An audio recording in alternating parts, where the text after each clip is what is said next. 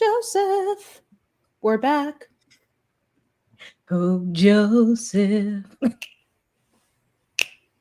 Joseph, we're back. I'm appalled. I'm like, ugh, I've been trying not to use Instagram. I'm like, ugh, dare I post it on there? I even moved it off the homepage. I don't even click on it. Me too. I turn and my notifications are off. Yep. If people are trying to talk to me on Instagram, I'm not going to know about it. So Yeah. I can't get rid of it because it's one of the two places the Good Weather app is posting for Nashville, the Good Weather account. Oh, So I got to keep it for the tornadoes. But very important. But yeah, I'm definitely using it way less. I'm like, I'm not logging on. I'm not popping onto her. No. In no downtime. Nope. I'm putting my announcements on Blue Sky. We'll see how that goes. The vibe on Blue Sky I don't love, but at least I don't think I'm being spied on there. So what don't you love about it? Like, that is Twitter. I mean, it's basically OG Twitter. Or do you not feel like you found your people yet? Or I feel like because the people there have fled something, there's a lot of talking about what has been fled. And I'm like, no. This is not what I'm here for. I don't want to hear. I am not, as we said, out for 2025 is holding space for the things we are affirming and not holding space. Not holding space. I saw someone had a picture with Cynthia Erivo with her fingernail, and they were. I'm not holding space for fascism and for worrying about fascists. Yeah. I'm holding space for learning about the world and thinking about the world I want to live in. Yeah, so it's like, this is our new space. Let's talk about new things. Let's talk about cats. Let's talk about I don't know, prison reform or books or. Yes, I am. So I'm not following that many people yet.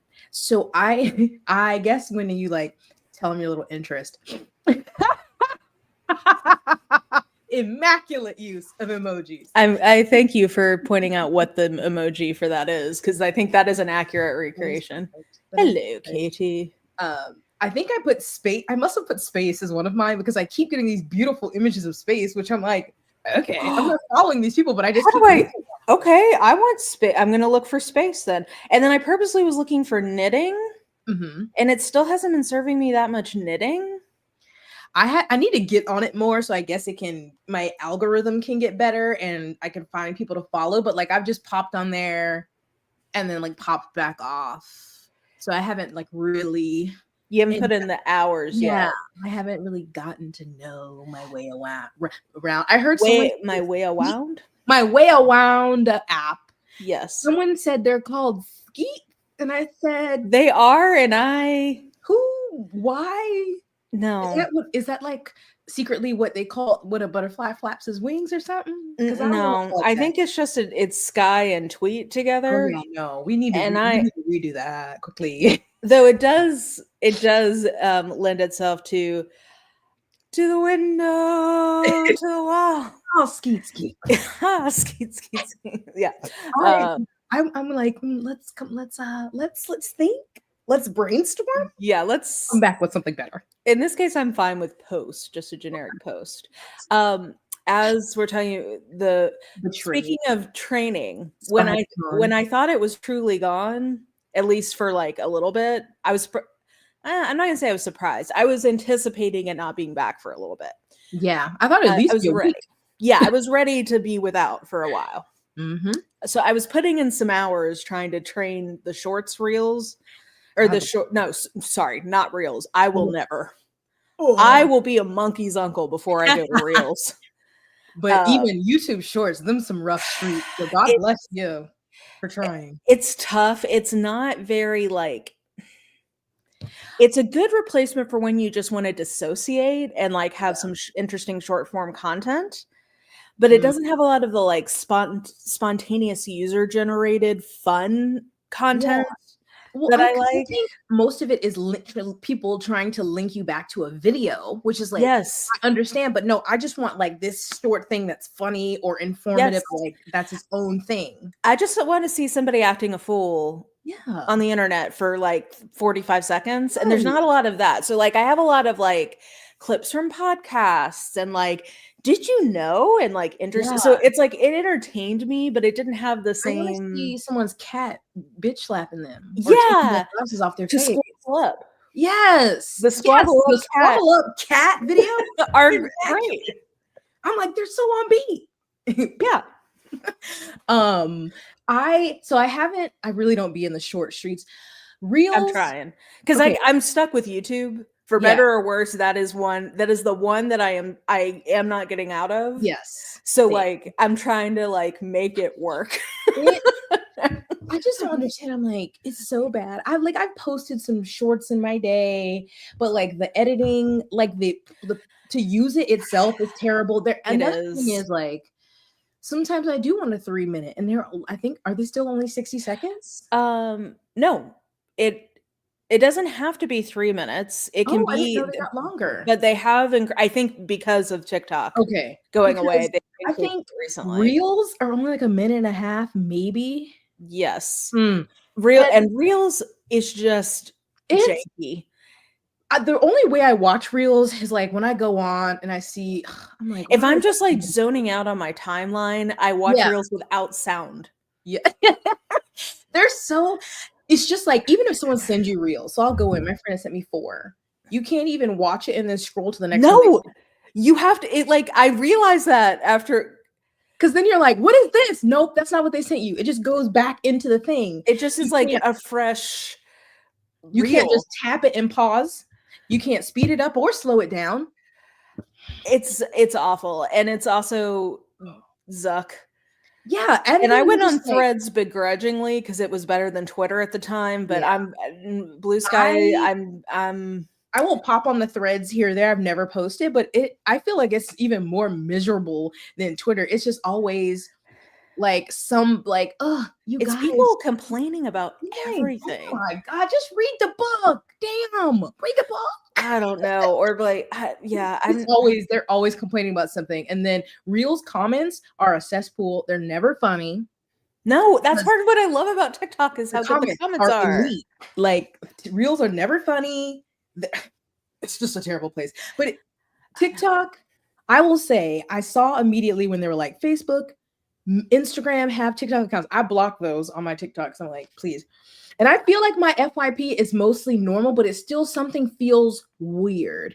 I've seen a lot of people talking about normal videos they would make are getting taken down or getting a violation. So I don't know if it's just a vibe thing. Yeah. But the vibes are different. Mm-hmm. And I'm what the emotional abuse TikTok and the American government put us through this weekend taught me is that I need to be ready to let go of TikTok at a moment's notice. So I am emotionally I'm used to our government being shisty, but that was a truly nasty piece of work. Showed you. Yeah. How could you do that? I mean, it was really sad, like all the videos, all the compilations, but I was like, oh my God, this really does feel like the end of high school. Like people were saying Lila's in the love, like yearbook sign-offs in the comments. I have an external hard drive. I backed up all of my content and my favorites. Like people are like panicking, and then you're like, oh, just kidding. That's why I'm like, I think I need, because I have a collection of favorite funny things from TikTok. Yes, and I think I just need to screen record that. I need to just go through the whole thing and screen record it. So I have it as one video on my phone, a single file. Then you're just like, and when I just need a little kiki, I'll just watch that and be happy. Yeah. But I think it's, I don't know. Well, how far are we in? And plus we're not monetized. We're good. The fascism has been very on display. And I think that's part of it is that it's like, oh, this feels like the night the lights went out in Georgia kind of a thing. Yeah. Like this whole last week is here? just, even aside from like the official changing of the guard, whatever, just like that piece of like the way our country now works feels like we can't go back. So I want to read well, a lot of things, but a lot of people have been talking about like techno feudalism. I'm like, do I want to read that or do I not? I'm gonna read it anyway and get in my head. But I guess. Yeah, when I was talking to my therapist, she goes, but because I was like, I feel like if I stop being informed, it'll be better. But she's like, will you though? Because that's really not who you are. And I'm like, please stop, Tiffany. Stop telling me the truth. She goes, you have an inquisitive mind. Yes, I do. You do. We're both nosy. We're nosy bitches. That's why we have this podcast. Right. I'm gonna know. I'm like, what's going on over there? I think for both of us, we have to find the balance of in the know, but not consumed by it. Yes. And I think that is it's hard to find the balance when the equation changes so often.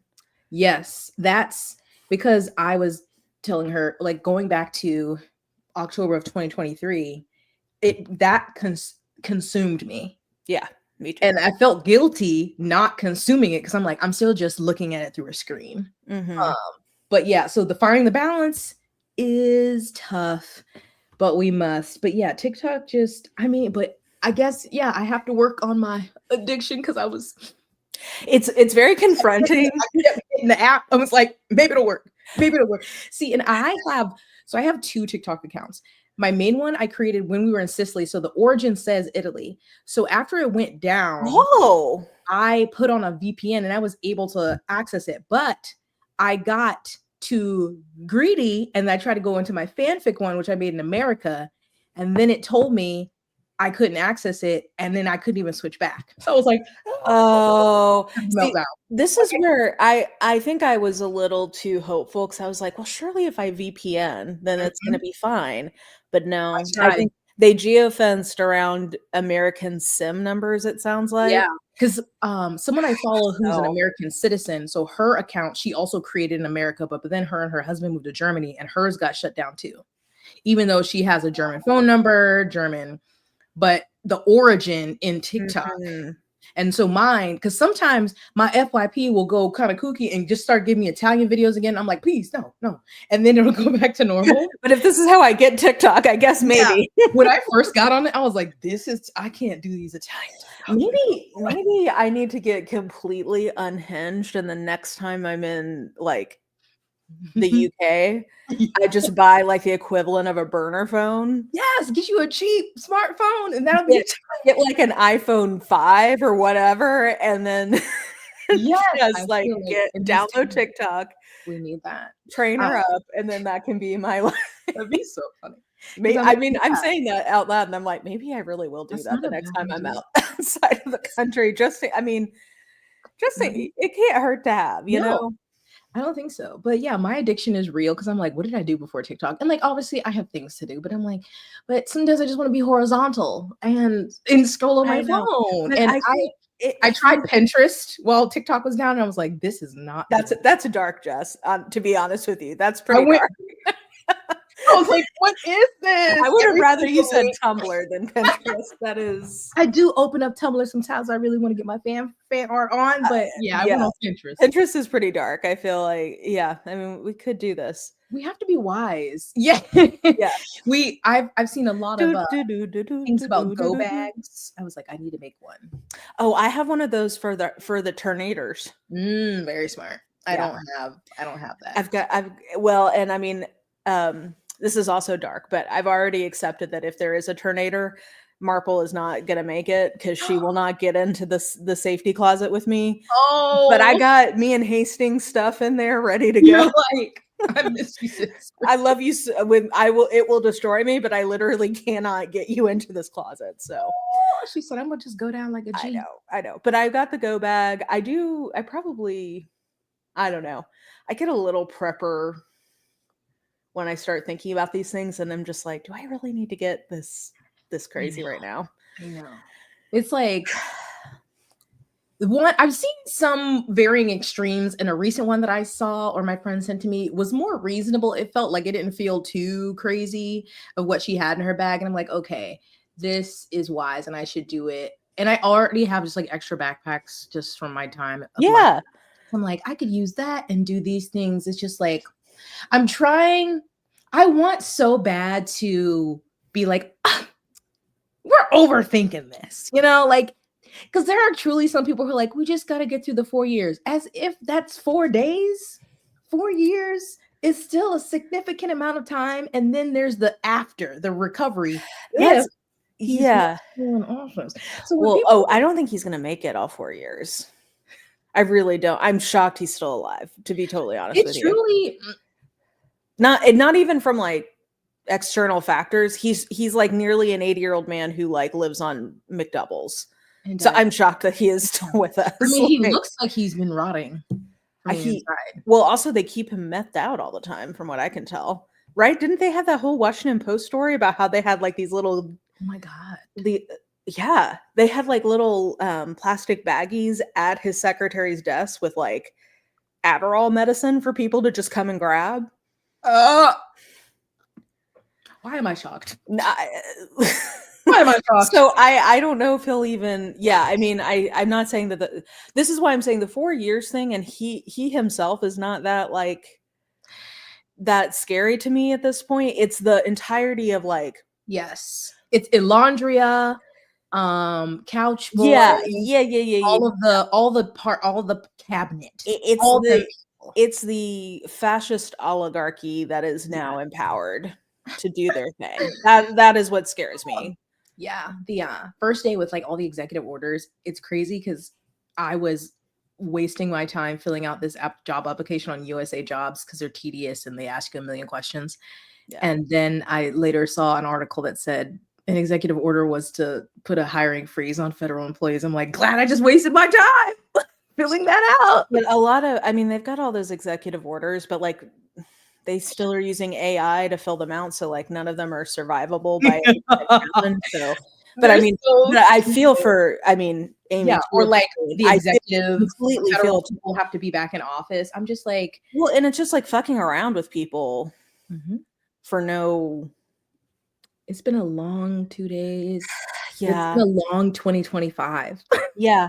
But you know what? That's part of why we got to pace ourselves so we can go the distance, because they want us to be tired. they want us to be want us to tired give and up. consumed with them. And I have accepted that they are doing something evil and crazy. Yes. That's just my working assumption. And then I'm just gonna I'm gonna proceed accordingly without having to get into all the outrage and all the details. Literally. Before we get into today's topic, I know we've been. I was gonna say it's been a long time. My last thing I wanted to say is like this is what I was explaining to my therapist is that for me it's frustrating when at this stage of where we are, the only ways to make true change is through money and or violence. And I saw someone making a TikTok about this, and they were like, you really have to vote with your dollar unless you're ready to go to prison or die. Let's be honest. And I'm like, yeah. Well, and you and I, it sounds like once again our wavelengths are right there, because you said you've been watching a lot of Life After Lockup. Yeah, I have been recently watching a ton of ex-prisoners YouTube. Oh my God! Wait, what are they like? Vlogs or discussion videos? What is like it? Discussion, like things you didn't know about being in a women's prison, or like interviewing former people who they were incarcerated with about their experiences and stuff. Send me some links. Oh, I have always been. This sounds so weird, but like any kind of like prison, jail, documentary, docu-series, show, I'm gonna watch it. And this is part of like, but this is real. Filling my mind with things I actually want to like think about how we could change. Yeah. Because like watching it is so interesting, but it's also very like, wow, like literally I would not, like if we said we were doing this at an animal shelter, everybody would be outraged and it would be shut down tomorrow. Yeah. Yes. And I'm sure there's things I don't know, because anytime I'm like, this is inhumane. But then people are like, well, they shouldn't be in prison. Nope.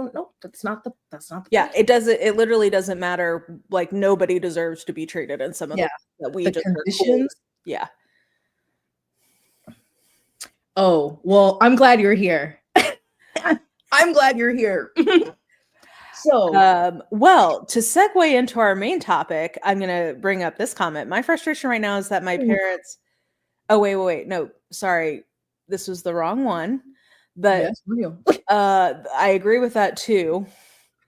Which one was it? They were saying about how they had moved to Blue Sky because that is where their queer Mormon TikTok community. Oh, here we go. My queer ex-Mormon group on Twitter went to Blue Sky, so that's where I'm at mostly. Love this. Nice. So speaking of Our dear Joseph, yeah, because I'm sure he was like, yes, hi. Today's tabs are very Mormon. I just looked up Mormon Memoir Madness. That was just my alliterative attempt at it. Very cute. Because I almost called it Mormon Stories, and I was like, that's just going to be confusing. Yeah. Sorry, John DeLynn. Sorry, John DeLynn. Or in my head, when I say John DeLynn, I'm saying John DeLynn as if it's a Southern woman's name. John DeLynn! John DeLynn! If you don't get over here, yeah. In Mormon Memoir Madness, okay, briefly, Sheri Franke. I'm giving you a rundown, chat. Yeah. Touching on Sheri Franke's memoir. You know what? That'd be funny. It'd be cool if I had the names of these things up or I knew them. Is it in my mother's house? In the house of my in the house of my mother, in my mother's house, something. The house of my mother. The house of my mother. Quest for freedom. Her mother was or is Ruby Franke, who had the 8 Passengers YouTube channel, family vlogging. That's his drag name. John DeLynn. Incredible. Yeah. Great spelling too. So that one. I also recently finished Bad Mormon, a memoir by Heather Gay. If you know the Real Housewives of Salt Lake City, that is she. But then also, I don't know if coup de grace really fits here, but my icing on of this Mormon cake is Life After Lockup, and it's gonna tie into Mormon. Oh, I'm so excited! I didn't know about this. I just am dying. I'm like, nobody's watching this, and you just want to talk to me. Okay, I can't wait. So the artist formerly known as. Yes, but so we had already, Mara and I have chatted a little bit in text about the memoir from Sheri Franke, and then obviously I have watched Jordan and McKay's videos on the memoir, and then I did start Mormon Stories, but I haven't finished that one. Yeah, I'm recapping it. And I started Mormon and Jordan and McKay's, but haven't finished it. Yeah. So between us, we have watched those two. A lot of great coverage. Yes. And so I will say, to not recap the whole thing, I think it's worth it, especially if you are, as you should be, anti-children being taken advantage of and like family vlogging and stuff like that, because she essentially is a child of a family vlogger. Mm-hmm. She's maybe 22 in March, I think. Yeah, she's still really young. Yes, so young, such a fresh baby. She is engaged though. Well, I think some of my top takeaways, Mormon standards. Yes, she's still there. She's still a Mormon faith. I think one of my top takeaways from the memoir are that for being so young, and she does have a co-writer, I think that she has a good awareness for where she is. And realizing the toxicity of like what her mother did and Jody. On the flip side of that, I also think because she's so young and still so close to it, that there's not she hasn't had the space to fully reflect, and she does not. So she does hold her father accountable for the fact that he's a grown-ass man. Yes. She responsible for children. The things that he does, or actually the lack of what he does, and how he lets Ruby take charge and basically just takes a backseat. Yeah. And especially when Jody comes in, and how he doesn't seem to really fight for them and kind of goes about his way. She even at one point, because she was going to BYU, he was a professor, they saw each other, and he kind of just like gave her a face and like walked by. But at the end, she's very forgiving of him. And so, again, I chalk that up to her being very young. Yes. She does say in the memoir that she's a daddy's girl, like she always was, because he was kinder to her than Ruby was. Because a big overarching thing of the memoir is like she never felt like Ruby really loved her. She was always just very dismissive of her and stuff. But I was like, Well, yes, yeah, he was a victim of Jody, but you had children. there were so many years before that where you were complicit in, if not executing, the abuse of your children. Yes. I'm like, so when your son didn't have a bed for 7 months, well, you just were like, okay, that's fine. Let him sleep on the floor, sleep on a beanbag. I Oh, mean, yeah. yes. So And so I, I get why Sheri's forgiving because she is young. And also mhm, this whole thing is so traumatic to have your family torn apart like this. yes. Like So I wanting to have completely family. understand wanting to like where she's at, wanting to like try to keep together what she can and like believe that there were parts of her family that were good. Yes. I anticipate if she continues reflection, she's gonna have a lot more. And maybe they'll have like a family therapy or, Yeah, some conversations with a mediator there. But, yeah. Like this is, it's she's a still lot more close. nuanced, I think, Yes. than where she's at right now in Yeah. terms of like, hey, you can love your dad and be glad he wasn't as bad to you as your mom and still think Acknowledge. like, oh, you had a duty of care to me that you completely Yeah. abandoned. Me and my siblings, when your child is hungry at school and your wife is like, oh, she should have packed her lunch and she's 5 years old. Excuse me. Yeah. Another, I think a lot of when I was reading people's reviews, uh, people were still shocked that after all of this, she's still a member of the Mormon church. Yeah. Because she does go into detail about basically like sexual assault abuse from an older man in the church, and that pissed me off, of course, but just Yeah. about how he wasn't held accountable, and she was the one who was being like, well, we need to look into this, you have sinned and all of that. And again, it's her youthfulness. But I think normally something like this, you'd be like, oh, why are you writing a memoir right now? But I think it is important for someone so young to still recognize how harmful family vlogging and stuff like that is and Mm-hmm. where she came from. But she does, like I was telling Mara, as much as I want her to disappear and we don't have to hear from her again if she doesn't want us to, I would love in 5 to 10 years to hear from her to see if she has, Yes. if she's still a part of the faith. Because I just think it's what Yes. she's known her entire life. The one part I thought was super sweet was that she has another couple that she started calling mom and dad who like took her in. I think they were just, I don't think they were related at all, just family friends that she Like found. met in the ward or something. Yeah, that she was able Yeah. to go to, and like when she had to go confront her mom for, I think like the title to her car or something, like she went with them, so she had them. So that like makes me really happy. So I'm sure again with her forgiving Kevin because she wants family community, that it's way easier right now to stay in that. But it would be interesting in years to come as this frontal lobe develops and there's just more space. Yeah, and distance and perspective. And I bet when she starts to have her own kids, she'll have even more because like, I don't know. Like when I think about the way I think my perspective on children and like our duty to children changed a lot when my nieces were born. And like I had an immediate like person who's a generation down from me that I felt responsibility or care for. It definitely changed my perspective on like things that were and weren't appropriate in my own childhood of like, okay, would I find it acceptable if somebody did that to one of my nieces? Like, absolutely not. I would be throwing hands. Yeah. Um, So I hope that so does, because it sounds like Ruby, like many people, it was like, this is what I'm supposed to do. I'm supposed to get married. Of course, her and Kevin met, got engaged, married very quickly, as they do. And it was like, I'm supposed to have children.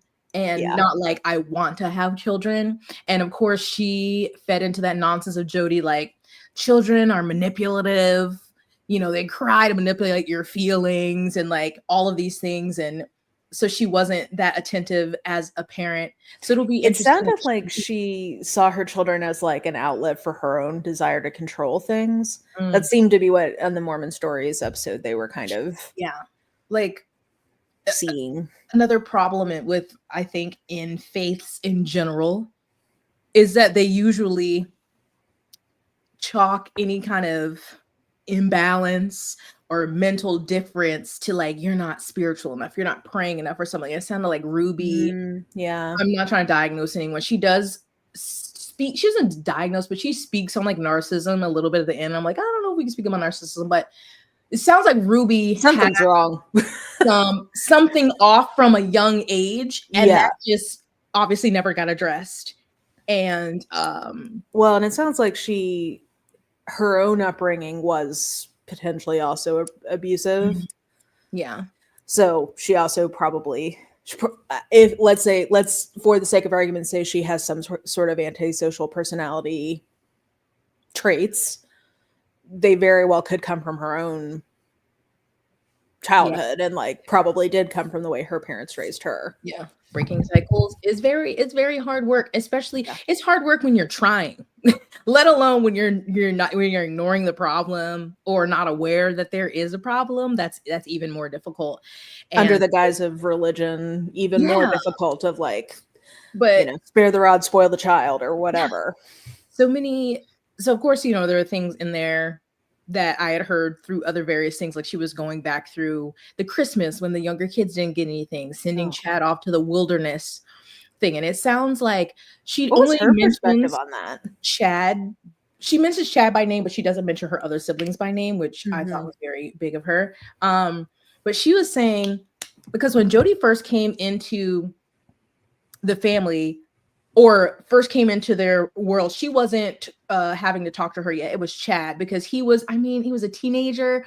One of the big things that made him have to go to the wilderness thing was they had a brand deal with Disney. Yes, I heard the story. Yep. Yeah. And so he was acting out, didn't want, sounds like being what a teenage boy does, and, but that was the last straw and sent him to that.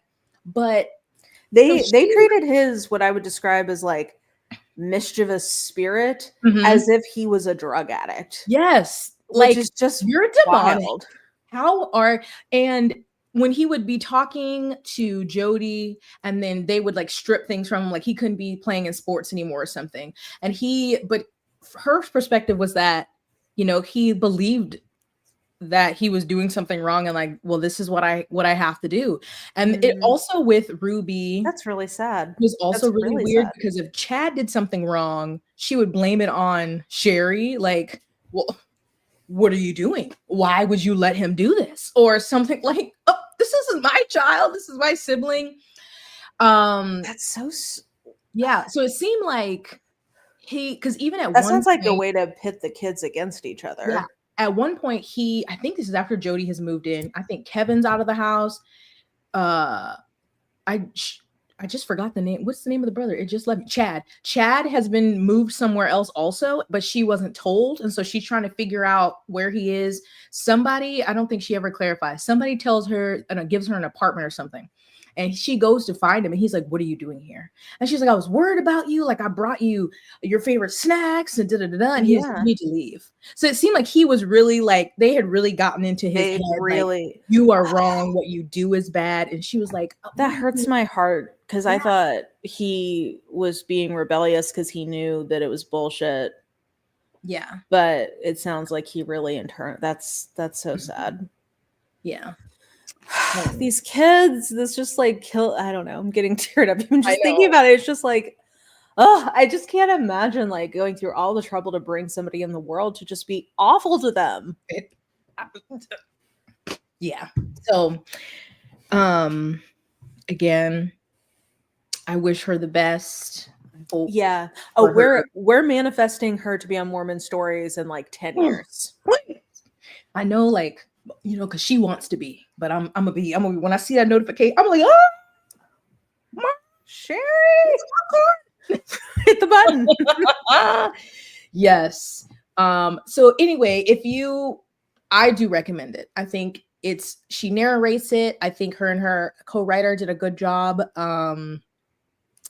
It's a quick listen, but I think it's good. It was now an edifying, worthwhile. Yes.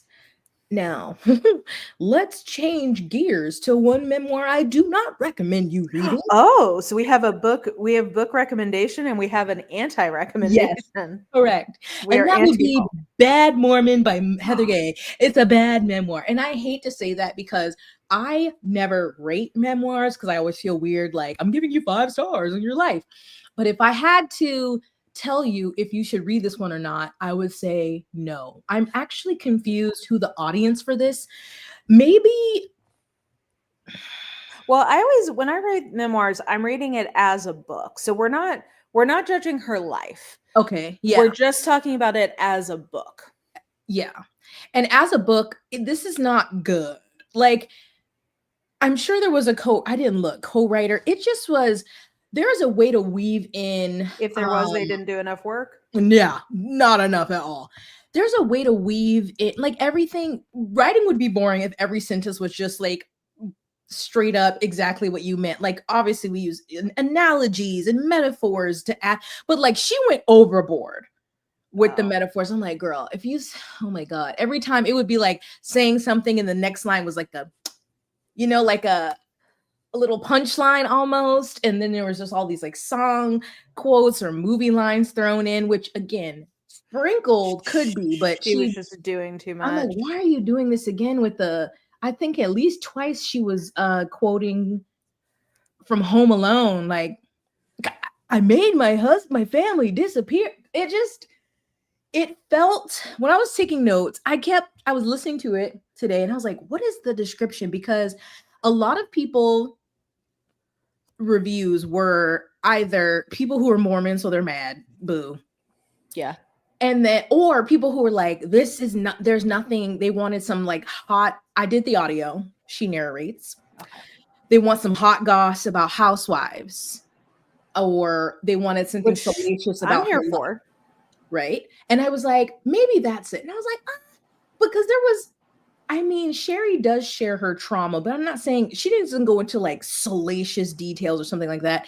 So I think what it came down to me for her memoir felt superficial. It did not feel authentic. It felt like she was like skating over these topics, which if you're writing a memoir, usually it's to go in depth about these life experiences that have made you who you are. And it felt like she really focused on some parts and then like over the rest. And I'm like, wait, because that's the benefit of a memoir versus like a biography. Because a biography, we can get the facts of your life from a biography, but the memoir is supposed to be like, you know. And she, I don't know her age, but I was trying to do a little mental math because she was talking about being a missionary in France, south of France, when Titanic came out, or at least she saw Titanic in the theater. And so she's at least in her late 40s. Yeah, because Titanic, I remember being traumatized sitting in the theater betwixt my father and grandfather when Kate Winslet's breastises were on screen. And I was about 10 years old. So that would have been like 97. And if she was on a mission, that means she had to have been at least 21. So that would have put her at born in 75, 76. Yeah. So she's almost 50. And so this is why age does not dictate a good memoir, because while Sheri is young, and yes, you can still see there is room, and maybe she'll write another memoir, or maybe she won't. And look at us. Oh, we were right. I'm like, girl, granted, Heather has only recently left the faith as well. So I just think if maybe you're going into this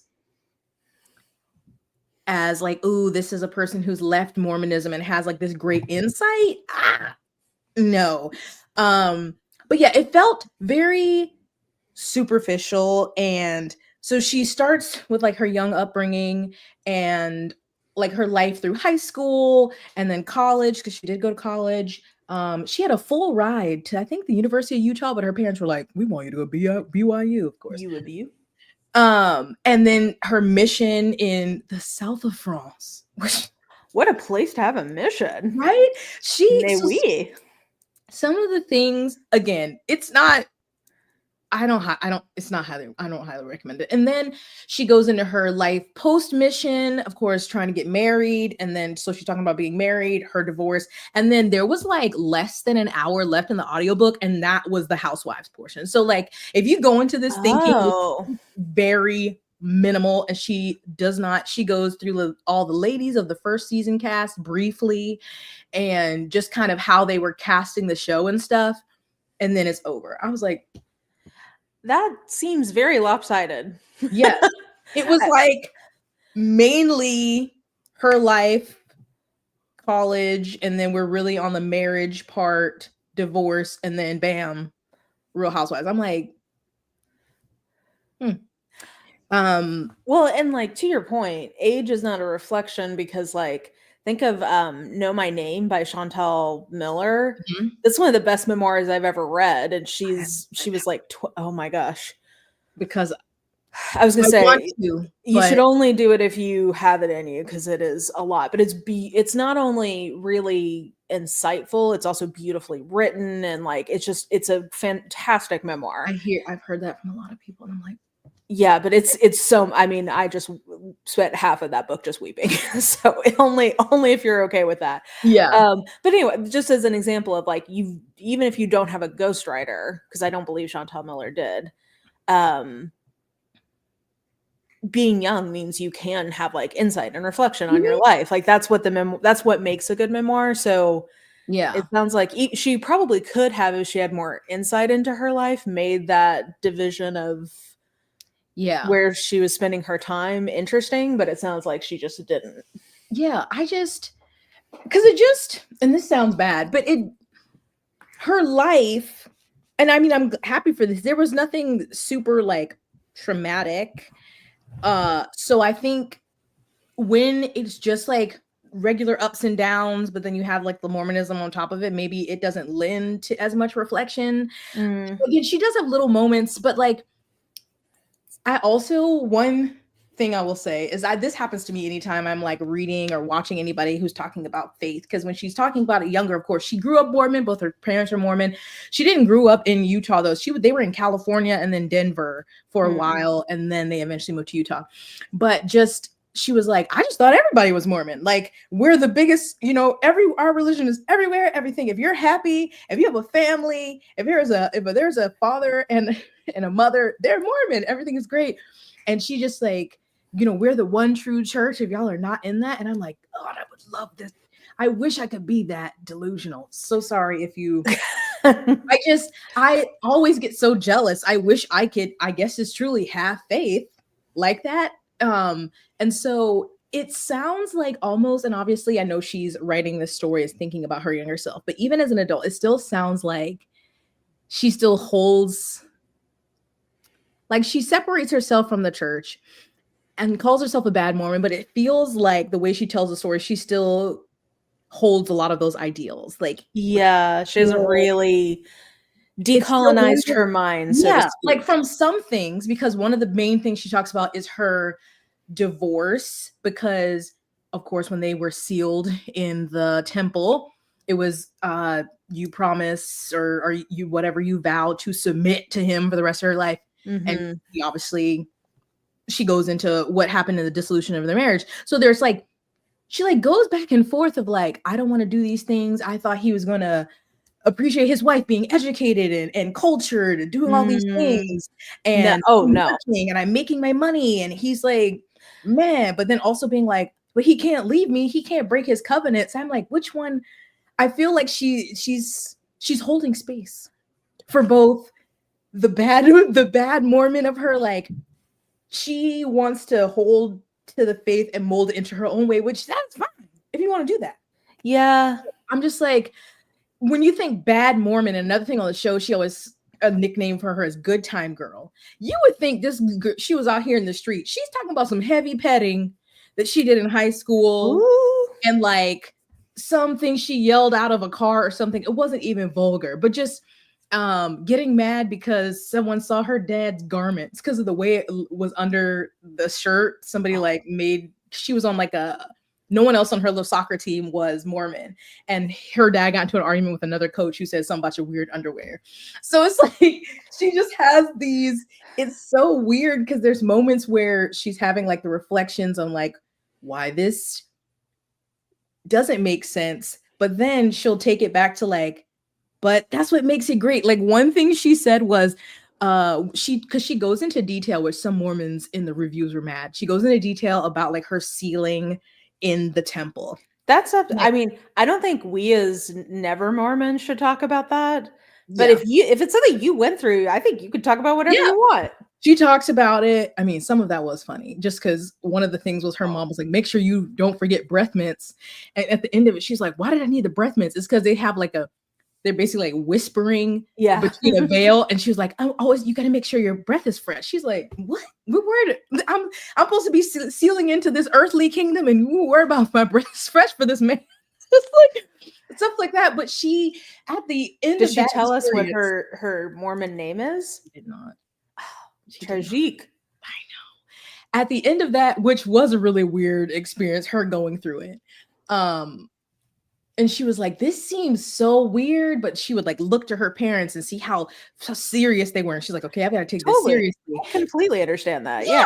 She said, the more fans, she was like, who was I to question? That's what she would come back to, because she would think things sometimes were a little ridiculous, maybe out there, but she thought, well, if this means I do this and I'm good with God, I get to be with my family for all eternity, then who am I to question? The more fantastical, the better. And I was like, that really, that makes sense. Yeah. And I was like, I get that, because if you have a close-knit family and they're telling, and that's all you've grown up with, and it's like, this is what you do, and you and your family are going to be together forever. So can I tell you the thing that, and again, I've never been a part of the LDS faith or any Mormon faith, but the thing that would have broken my shelf, they're talking about families being together forever, but then they're also talking about people, like couples, having their own group of children forever. Mm-hmm. How does that work? So like you got, let's even just eliminate the upper management. Let's just say we got mom and dad, the first two, and they have however many thousands of children needed to populate this planet. And then each of those children are, so like, how is that family staying together? That would break the shelf for me. Magical, ever expanding house in the celestial kingdom, Mara. But if you have to spend all of your time making these children, then how can you spend any time with the children? Like, none of that makes any, that's the part that would like break it for me. Cause in my fundamentalist evangelicalism, things like that is part of what broke it for me, of like really thinking through the implications of some of our soteriology. It was like, okay, actually though, this doesn't make sense. Like when I'm sitting here like mapping this out on my whiteboard, like the math does not math. You can't do that. Who are you to question? Okay, this is the covenants, this is the holy doctrine. This is correct. This is why I'm a heretic, because I just couldn't. I was like, okay, but if life begins at conception and a quarter of all pregnancies end in miscarriage, that means God is purposely sending all of these children to hell. Yeah, so how can he be all loving if he's if that was one of my, I was like, what do you mean if a baby's not baptized? It's a baby. Like, do nothing. Man is by nature a sinner. Sorry, that was a deep cut from my childhood. Mormon Memoir Madness, the musical. Oh, that was a deep cut from one of my childhood musicals I was in. I love it. So some of the notes I made were that if her parents ever invited anyone from outside of the church to their home, if like someone they worked with or something, like one example was a couple who were not Mormon, but were experiencing troubles with infertility, and they invited them over, and they would like, she said that they would never tell them like they were religious or that there would be any like religious ceremony going on. And then they would like invite them to pray and start doing all this. And people would just like, out of being uncomfortable, usually go along with it. And I was like, ew, I don't like that. I mean, that sounds like something I would have done as a fundamentalist, but also now looking back, I'm like, Yeah. That's so Real rude. That's so like the Yeah. hospitality is like negative 2,000 But it with that. makes sense with when she later talks about her mission and that their mission leader would tell them when they went over to people's homes, like within the first minute to be on their knees praying. And she was like, most people were just so confused. They either like just stood there or they kneeled and like, with the bag with the language barrier. I was like, what? It's like taking advantage of people's like instinct to not be rude to people. Yes. And I Yeah. was like, well, that tracks. Another thing she said, her younger self, because again, when like this, she was talking about the soccer team that they weren't Mormon. She would like, she looked at them as exotic. That's the word she used. She was like, oh, these people, they're just like, oh, it's so sad they're going to hell though. But you're nice. I was like, okay. Well, but they're not going to, very few people are going to actual hell in Mormonism. They're going to like spirit jail. Yeah. Until somebody evangelizes them out. Well, she just kept referring to it as hell, but yes. I guess. Outer darkness. But it just makes me think of a sci-fi novel. I know, right? But another, of course, there were regular things like she was fat shamed by her dad, because I forgot what phrase. She just like was a teenager and had yelled something out, and he was like, well, maybe if you felt better, if you lost some weight, you feel better about yourself and you wouldn't do things like this. And so every morning he would come wake her up at like 5 a.m. or something for them to go walking. Well, maybe if you shut the fuck up, you would feel better about yourself. Hello? And then, of course, as a teenager, she was doing heavy. Oh, not my laptop. Was that me? No. Okay. See, I don't have it muted on this new thing. Why did I don't know how to mute it on my desktop. I only know how to mute it on this one. Because I have my phone on D&D, but his texts come through. I'm gonna be like, don't text me. I'm live. Oh, I thought you meant Dungeons and Dragons for a second. I was like, oh, I didn't know that was a setting. It took me a second. Oh, here we go. If you're not going to hell, but evangelicalism has taken hold of Mormonism, and I don't think our day-to-day conception of hell is much different than the normal version. There you go. Oh, thank you. You can't escape them. You'll never leave. Even in spirit prison, you can't get away from. You'll always be there. Those clean-shaven boys. But another thing where it seemed like the dissonance, I'm like, you're right there, is that she would so this is like, she goes on her mission. Of course, that was icky. There were people who were always like, please leave us alone. You're in a cult, leave, go back to your country. And they're like, no, we're here to evangelize. And she was scandalous though. At one point, she had like 6 hours where she wasn't chaperoned, and that's when she went to go see Titanic. Oh, I mean, for the time, I feel like that's a pretty solid way to use your free afternoon. I'm like, it's a long ass movie. For 1997, that's a good use of an afternoon, I think. Yeah. But she, talking about I'm like, okay, but before her mission, because she went to college, she goes, and her friend's mom, for some reason, was like, you'd be great on a mission. I'll help you fund it. So she, before getting her assignment, because usually they do a big to-do where they open it in front of people. Mm-hmm. So she asked her parents if she could open it in private and then come reveal it to them. Because she was like, this is again where I'm like, you were so close. Because she said, if it's stateside, like, because she knew someone who got their assignment and it was just Anaheim, California. And she's like, oh my God, if it's stateside, then God is really telling me I need to stay at home and get married and become a wife. But if it's international, then it's meant to be. So she gets to south of France. She's like, yep, the church is true. I'm like, what? Girl, that doesn't make any sense. But I mean, I'd feel more like the church was true in the south of France than, in southern Illinois. Yeah. So, of course. Nigel's acting up. A fool. He forgot his mama's black, and I'm gonna have to remind him because I've had enough today. But brace yourself, Nigel.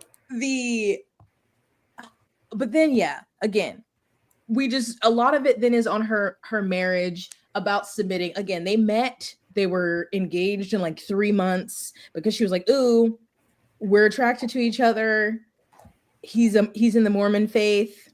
What else What more do I what else? Check. Married. like? Soulmate. Yeah, and then it was immediately where they were like, after they were married, it was like, oh, maybe this isn't great. But they were married for 10 years. But It's not very long. yeah, and had 3 kids, and she talks about different things there. But again, it's fine. I always feel bad being like, it's not as boring, but it's just like I knew some of this already from watching the TV show, like, or the reality show, because she talks about some of that, and obviously you get more, but it's like, well, the thing that makes it interesting is her current insight into those past events. And it sounds like that's not really what's happening. yeah. Oh, somebody said I found my notes from the book. Okay, Dad said after her joking moment in public that she was compensated because of low self-esteem.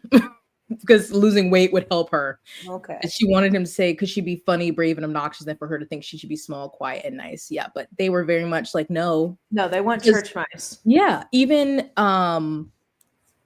later when she gets married with her husband, and she's like, I don't think this is working, and calls her mom, and she's like, okay, well, too late. You're married. So figure it out. We don't do divorce. So did he cheat on her? No. Oh, that's good. They just were like, or not that she says, but it seemed like they just weren't truly compatible. Like they were kind of, he was like this kind of surfer dude, whatever, had his own business.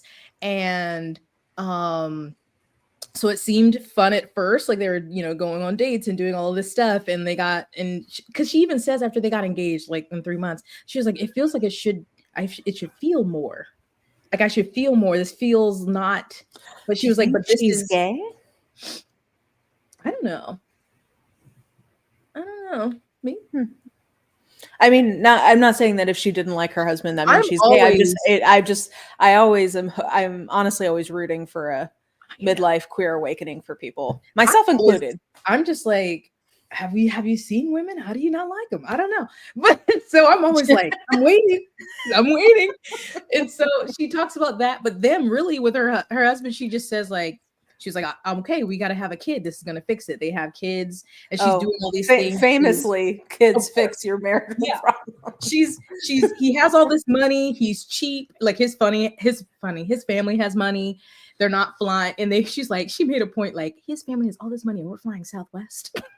I was like, I agree with that. I'm like, I could understand. But yeah, it just seems like they weren't compatible. He was like, I am the man. I do this thing. You are supposed to be the wife who stays home. You do these things and you don't complain. And so she always had that little bit of rebellious spirit in her, I guess, that was just like, one of the big things was one of her daughter's, what is those things? Baptism, I think.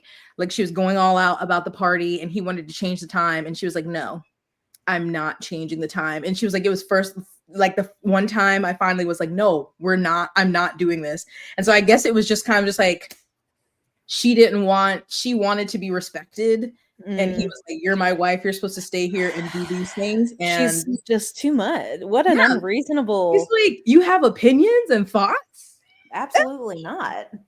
That's not what I married you for. Let's not do that. Submit, woman. But Robin, she does not talk about Jen's show. Let me run down the brief things she talked about the women from the show. So she hyped up Meredith and was just saying all these great things about Meredith. Boo. She talks about her cousin Whitney, who apparently she met from her.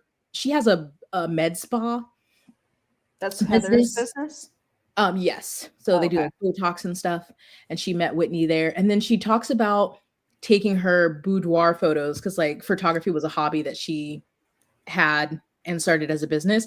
And this was a big drama on the show that after the book came out, Whitney was like, you talked about seeing my vagina because she takes the boudoir photos. And at one point she takes off her underwear for the pictures. And it was so weird because Heather is like, said, I had seen this before. Like first she was saying she was praying because, being like, oh my God, this woman is nude in front of me. But then saying like, oh, I had seen this before and flashback to when she was like doing her missionary work and there were these kids in this disadvantaged place who didn't have pants on. And I'm like, I don't know how this. You've never seen another woman naked before? She was like saying she was praying in Spanish, like, oh, por Dios, ayúdame. I'm like, see, what? Okay, this is making me think more that maybe Maybe. And here, okay, well, here's the icing on that cake. She says at the end of that shoot, when she leaves Whitney's house, that she finds the little underwear that she had on. She takes them and puts them in her pocket. So she's gay. I'm like, why? At least a little bit. Why would you take those? I have no idea. Unless you're gay like that.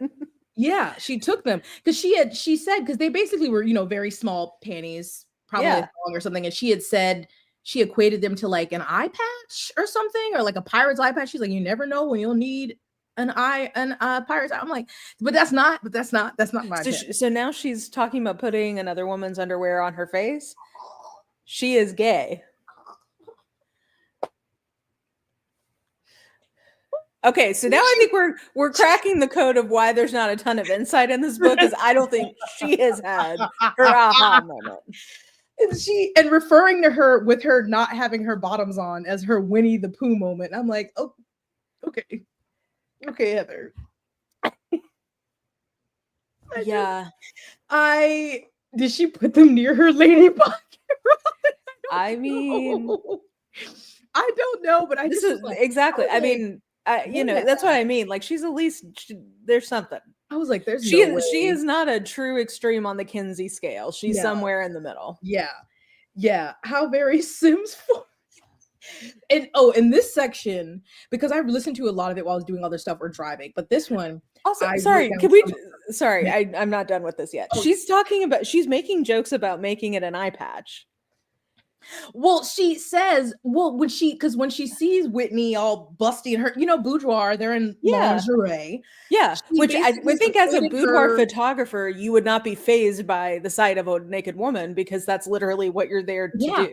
But she basically was saying like her underwear like so small that it was basically like an eye patch. And then at the end of the night, because she had taken them off for the photos and flung them somewhere, she was like, picked it up because you never know when you'll need that eye patch. She's so gay.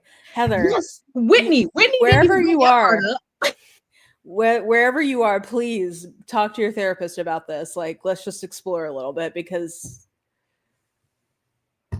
literally, yeah. And Whitney I'm like, girl, that's what I would have been bringing the drama on the show. Why'd you take my drawers? That's exactly what I'd be like. So you're telling me after I took off my underwear, you stole my panties and took them home with you? Girl, that's the headline.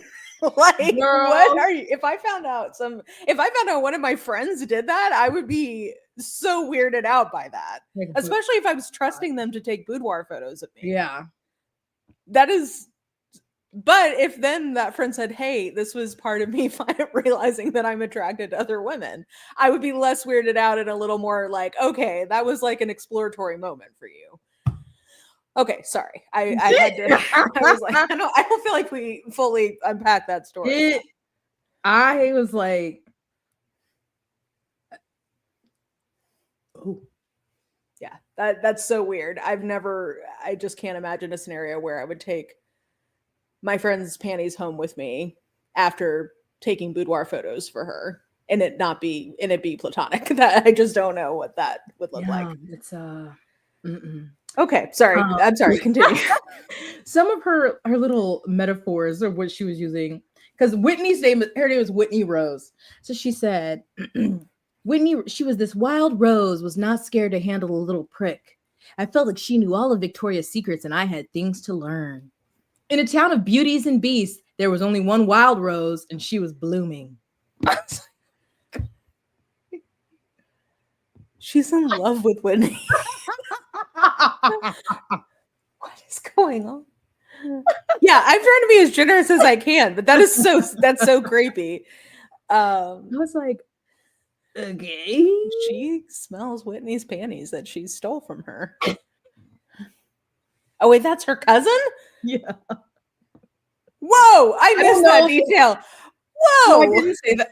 Yes, they found out. I thought you said she was somebody else's. She's her cousin. Yeah, she's I don't know what degree of cousin they found out through, Mormon, whatever, that they come from the something line. Mm-hmm. She's I mean, in the words of Crystal from The Read, she's a cousin fucker.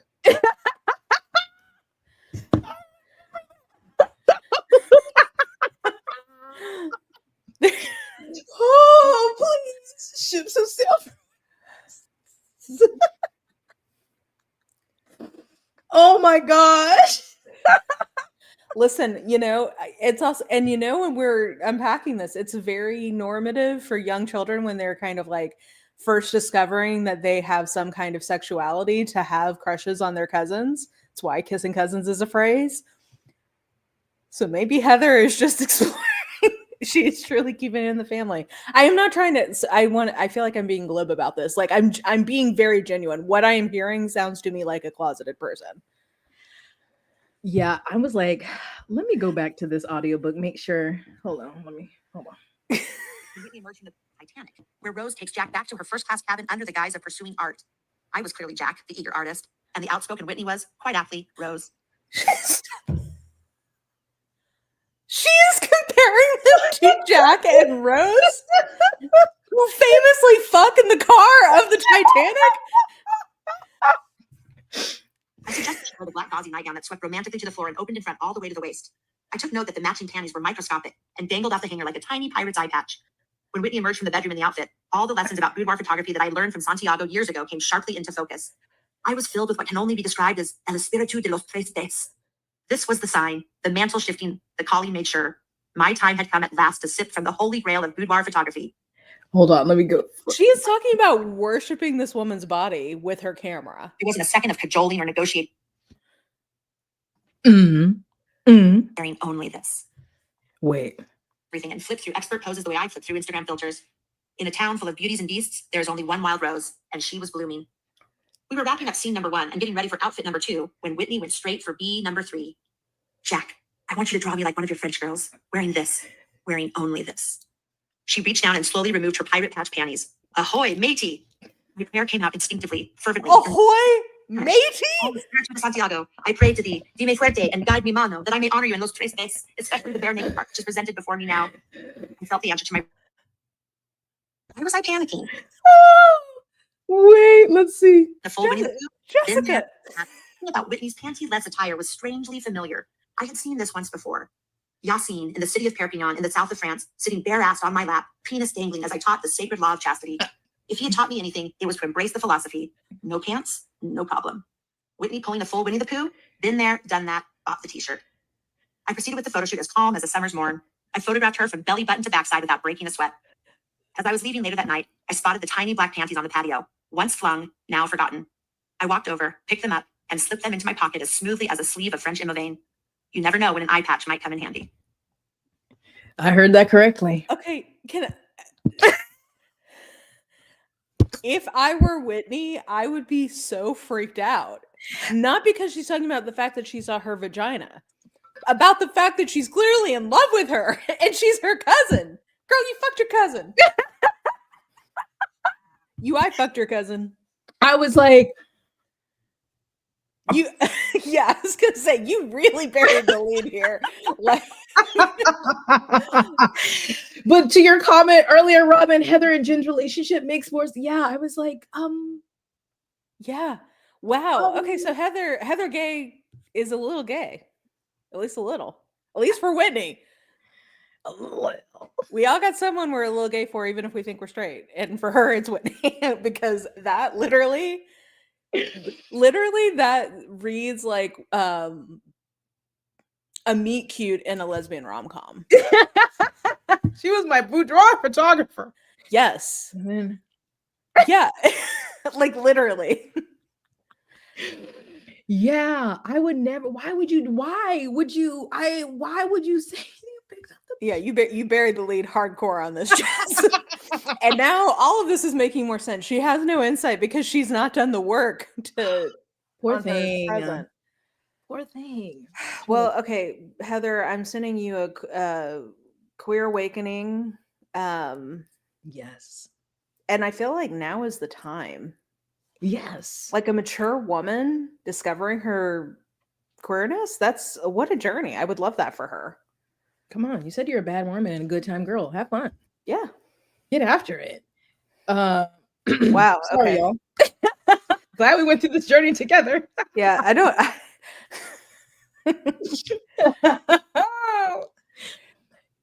Yeah, this would. Yeah, it'd be like some Sierra Simone like priest shit. Yes, accurate. Yeah. Yeah. So, Wow, I don't really know where we go from here, honestly, because there's not much more to say than Okay. that. She talks about like the Bravo show and stuff.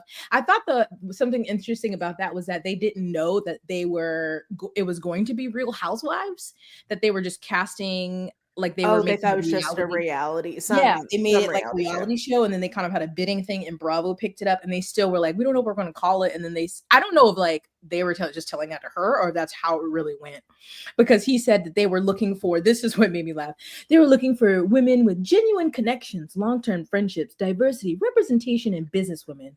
I'm like, you're missing a lot of that on this show. Yeah, I was gonna say, what happened to that brief? Genuine connections, diversity, and then yeah, diversity is a joke. When they're trying to like bring, or she's talking to people, she's like, this is going to be a show about businesswomen supporting businesswomen. And I'm like, y'all. So that sounds like Real Housewives of New York. OG seasons. I'm like, this isn't really what that is. And then they found out that it would be the Real Housewives. But she says, once she found out she was going to be on it, so she was like, I was finally getting cast to be someone I always wanted to be, myself. And I'm like, okay. I don't think she still is. And then she says at the end, like, the Father, the Son, and Andy Cohen. Amen. And I'm like, trying to suck up to your boss, huh? I guess. But she's end. You don't need to read Bad Mormon. Though this is gonna cast a, so I haven't seen all of Salt Lake City. I've just seen clips. At some point I'll go back and do a full binge. But this is really gonna color my perception of this entire thing, because the whole time I'm just gonna be like watching Heather fall in love with her cousin. Yeah,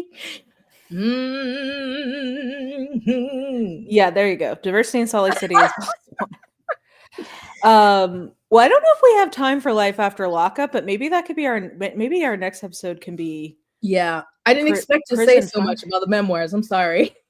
No, I would say we could keep going, but I don't know if you can hear the cats like circling around being like, you need to feed my ass. So but maybe our next episode could be Life After Lockup, and then like ex-prisoner YouTube stories. Yes, because there's much about Life After Lockup, but so I'm glad you enjoyed this. I did. I learned a lot. I feel like people are not talking about the right things in this memoir, basically, is my takeaway. Maybe they just like, and sometimes something easily, if you're listening to an audiobook too quick or something, but that's why I was literally like cleaning my bathtub after I washed Nigel, and I was like, no. What did we just say here? Go backwards. Backwards here. And I was like, let me slow it down, because did I just hear pirate iPad? Did I just hear this woman is stealing other women's panties? Yeah, I was like, can't be. I wrote a note, question mark, went back. And I'm like, yep. Yeah, that was indeed what I heard. Exactly. And she put that in the book. And I'm like, why did Whitney not be mad about that on the show? Yeah, Whitney did not understand the subtext of that story. Did not read that book. She heard something from somebody. She got it telephoned through to her. Like, all of them must have had heard through telephone. I don't think anyone actually read this book because somebody misled Whitney about what the important part of that story was, which is not that she's seen your vagina, because she's a boudoir photographer. Of course, she's seen your vulva. You missed it, Whitney. It's that your cousin wants to fuck you. Oh, Rob! Hey, audio with audiobooks anybody can read. Yeah. That's part of why audiobooks are important, is that they are accessibility tools. Now let's end with a question from Cantwell. Oh, now see, because you had a resolution. I do. But where are we standing with this right now? I wanted to leave these people in the dust, because I know if I read it, it's gonna give me nothing. It's gonna be very just circling the drain, addressing a couple things like, oh yeah, maybe blanket training is bad, or like just a couple safe things her other sisters have said. And I don't like that husband of hers either. So I'm trying to fight that and not right now. I'm not doing it. Well, it's sort of like we didn't even talk about that in Sheri's memoir, that just maybe the subtext of both of these books is queerness, confirms Jody and Ruby appeared to be fucking relationship. I mean, I know you shouldn't judge people in their appearance, but them cargo shorts told me all I needed to know. She does. I love when she would point out like little bits of humor. Sheri would add like, well, she was always wearing those hideous cargo shorts. I was like, they are bad. They're practical. They're practical shorts. She probably had many notes in all those pockets or something. Secrets. But somebody on TikTok was playing the audiobook of that section, so I got to hear that section. Oh, okay. So Ginger, I think you don't need to read it because somebody will inevitably, if there is something juicy, have that clip of the audio somewhere for you to listen to. At best, there'll be like a chapter or like a line or something, but I feel and it won't be as juicy as my mom was fucking our therapist. Yeah. The most we're gonna get, because even Jill, which I don't think I ever talked about that on here, but even her memoir or book, I feel like that's probably the most tea we'll get. I think so too. Yeah. Outside of the family, because she like had the beef with Jim Bob, but really it was about money, less. Which was her money. So yes, very true. Yeah. So yeah, I'm tired of them. I'm tired of their grift and their influencerness and their exploitation of their own children into the next generation. So yeah, I'm sorry. So just stay strong. I'm trying to fight it. Reddit. I'm like, I left the snark subreddit, but they still keep. I'm like, no, I don't want it. I don't care if you just had twins. That's all they do is have kids. That's all they do. That's literally the reason they're famous, is just popping out those kids. Once the show switched from 19 Kids and Counting to, I forgot what it was called, and Jess and Ginger Counting On or whatever. Counting On, yeah. It was just about who's pregnant, who's courting, who's getting married. That's it. That's like all they do. Yeah, that's reproduce the whole thing. So, boo. Yeah. Oh yeah, in her daughter's bedroom. Yeah, Jody and Ruby ain't shit. Ugh. Imagine having an affair with your therapist in your daughter's bedroom. Trash. Hot water trash. I just hope that both Sheri, Chad, the younger children, have these children lead peaceful, blessed lives with all of the therapy that they need to try to recover. Try. Yes. Oh, I will say on a parting thought, part of the Mormon Stories episode they did about Sheri's memoir was getting into the connections between Lori Vallow Daybell and Ruby, what Ruby and Jody were doing, including some of the like overlap in the literature they were reading. Oh yeah, that was very interesting. Reading that, and then I guess they also would like go to Mexico and like stock up on antibiotics and for like their prepping. I'm like, yeah. So yeah, which is coming up soon. Lori's self-representation, so I'm sure we'll get back into that. I want to know why they pushed back my man Luigi's. They're trying to make us forget. Oh, my FYP trying to play with me. I'm like, can you hear the people singing a song of angry men? We're not going to let this. No. Yeah. It's like, put it back on my FYP. Give me an update. How is he doing? I saw somebody posted an update yesterday talking about some of the additional details that came out about the actual arrest. So I do think that there are updates slowly leaking out.